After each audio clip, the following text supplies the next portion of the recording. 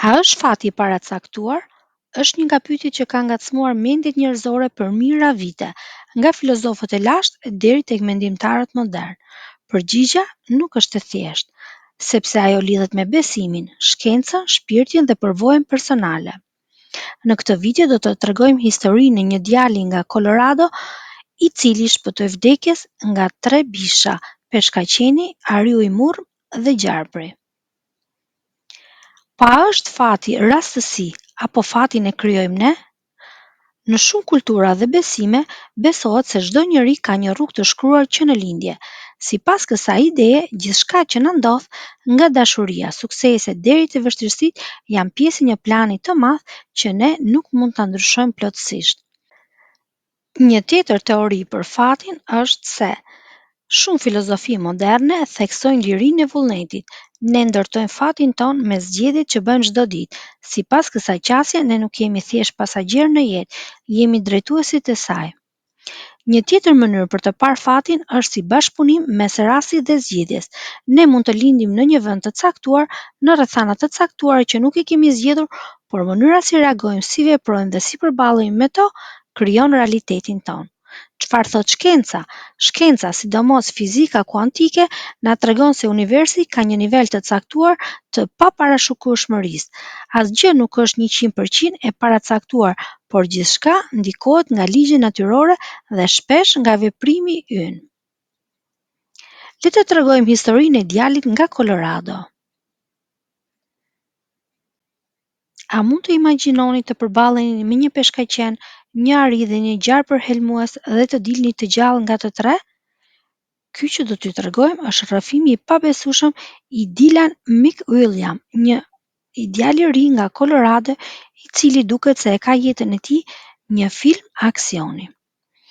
Ishte viti 2015, teksa ishte në një ekskursion në shkretëtirën e Utah, Dylan përjetoi një moment të pabesueshëm. U kafshua nga një gjarpër me zile, një nga gjarpëritë më helmues në Amerikën e Veriut, por fati ishte me të. Gjarpri nuk i injektoi një dozë të madhe helmi. Rezultati, vetëm disa ditë dhimbje dhe pushim në shtëpi. Një tjetër dëshmi se ky djalë duket se ka lindur me këmish për të sfiduar vdekjen dhe t'ia dalë. Ishte viti 2017, korrik. Dylan po mbante një kurs mbijetese në natyrë të egër në Colorado. Ishte natë dhe ai flinte i qetë në tendën e tij, derisa një ari i murr, 136 kg, ju afrua dhe e kapi për kokë. Me një forcë të papritur, ariu e tërhoqi zvarr, por Dylan nuk u dorëzua. E ndjeu jetën në fije të perit dhe me grushta goditi në sy, me shpresë se kafsha do zmbrapte. Dhe funksionoi, ariu u tërhoq. Me kokën e përgjakur, Dylan përfundoi me 9 qepje, por kjo nuk e ndali. Vetëm pas pak ditësh, ai u rikthye sërish në natyrë, aty ku ndihej më i gjallë se kurrë. Dhe do të vazhdoj më tej, me pjesën e peshkaqenit. Sa herë mund të sfidosh vdekjen dhe të dalësh i gjallë? Në prill të 2018-s, Dylan ndodhej në ishullin e Havajit, duke bërë një surf në ujërat e qeta dhe të kristalta të paqësorit. Por pa pritur, në terrasën e surfit, vëreti një siluetë të errët që lëvizte me shpejtësi. Ishte një peshkaqen tigër afro 2 metër i gjatë. Sulmi ndodhi në çast, peshkaqeni i kafshoi këmbën me dhëmbët e tij të mpret. Me gjithë dhimbjen dhe panikun, Dylan arriti të notoj deri në breg, i gjakosur, por i gjallë. Këtë herë fati i la një kujtim tjetër, 8 qepje në këmbë dhe një histori që shumë kush nuk do ta kishte mundur ta besonte. A është ky njeriu më me fat në fatkeqësi? Një peshkaqen tigër në Havaj, një ari i murr në Colorado dhe një gjarpër me zile në Utah. Ai vetë thot me humor: "Nuk e di nëse jam me fat apo pa fat, por deri tani gjithmonë kam shpëtuar." Kjo histori të lë pa fjalë dhe të ngrenë pyetjen: a është fati i paracaktuar apo guximi dhe qetësia mund të mposhtin dhe natyrën më të egër? Po ti si do të reagoje po të ishe në vendin e tij? Një tjetër histori. Shumë vite më parë, një burr kishte marrë vendimin për të udhëtuar me një anije tregtare që do të nisej në mëngjes. Ishte një udhëtim i rëndësishëm që do t'i sillte fitime dhe mundësi të reja. Por një natë më parë, gruaja e tij pa një ëndër të frikshme. Ajo pa anijen duke u mbytur në mes të detit dhe shumë njerëz duke humbur jetën.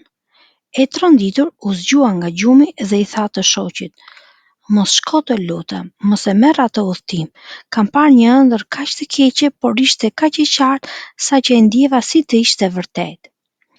Burri në fillim e mori lehtësisht, por kur gruaja nguli këmbë, ai ngurroi për një çast dhe vendosi të dëgjonte instinktin e gruas, kështu që qëndroi në shtëpi. Teksa dëgjua në lajme, anija vërtet ishte mbytur në det të hapur. Një stuhi e madhe e kishte përmbytur dhe shumë pasagjerë kishin humbur jetën. Gruaja e shpëtoi burrin me ëndrrën e saj. Por historia nuk mbaron këtu. Ai vendosi të lahej në lumin në të cilin ishte rritur. Kishte shkuar me mira herë, që fëmijë. Ai vend ishte si shtëpia e tij. Por këtë herë, ndërsa burri po lahej, ndjeu një shtrëngim në gjoks. Nuk e lente të mbushej me frymë. Po i merrte frymën, po i merrte jetën. Tentoi të dilte në breg, por nuk mundi. Kishte pësuar një atak kardiak. Dhe mbeti aty, në mes të lumit, në mes të ujit, ashtu siç ishte parashikuar fundi i tij. Dhe njerëzit filluan të pyetnin veten: a ishte vërtet fati i paracaktuar? A mund të ikim nga ajo që na pret? Apo fundi gjithmonë e gjen rrugën e tij? Që nga kohët e lashta, njerëzit kanë besuar se fati është një rrugë që është shkruar përpara se ne të lindim. Mitologjitë, fetë, filozofitë nga gjithë bota flasin për një forcë të padukshme që udhëheq jetën tonë, një dorë e fshehtë që vendos kur lindim dhe kur largohemi nga kjo jetë. Në këtë këndvështrim nuk ka rastësi.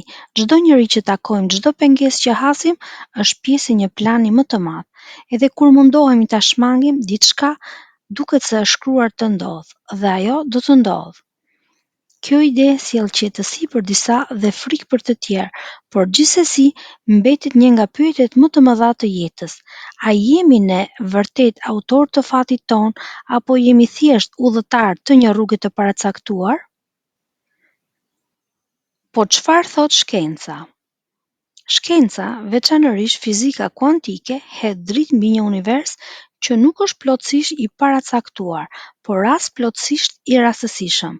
Në nivelet më të thella të materjes, grimcat nuk ndjekin një rrugë të caktuar, por sillen në mënyra të paparashikueshme, si të ndikuara nga mundësitë, jo nga siguria. Kjo sugjeron se jeta nuk është një film i regjistruar më parë, por një rrjedhë zgjedhjesh, rrethanash dhe probabilitetesh. Ndërsa ligjet e natyrës e përcaktojnë strukturën e botës, ne me zgjedhjet tona kemi ndikim mbi rrjedhën e jetës. Pra, sipas shkencës, fati nuk është një libër i mbyllur, por një dorëshkrim që shkruhet në kohë reale, dhe kjo e bën jetën edhe më misterioze. Shumë filozofi moderne dhe shkolla mendimi theksojnë lirinë e vullnetit, idenë që ne jemi arkitektët e jetës sonë. Sipas kësaj qasje, fati nuk është diçka që na ndodh, por diçka që e ndërtojmë me çdo vendim, me çdo hap që hedhim. Nuk jemi pasagjerë të pafuqishëm në trenin e jetës, jemi drejtuesit që vendosin drejtimin. Një qasje tjetër më e balancuar është ideja që fati është një përzierje mes asaj që nuk e zgjedhim dhe asaj që e zgjedhim.